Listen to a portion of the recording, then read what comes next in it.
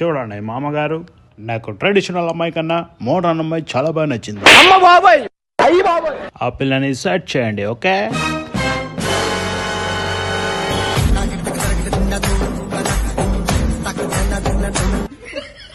ఎవరై సంబంధం తీసుకొచ్చింది?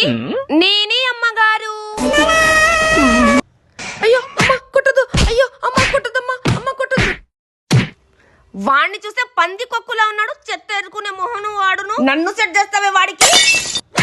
అయ్యో అమ్మ కొట్టదు, అయ్యో అమ్మ కొట్టదమ్మా, అమ్మ కొట్టదు. నేను చెప్తే విన్నారా? మీ సావు మీరు సావండి.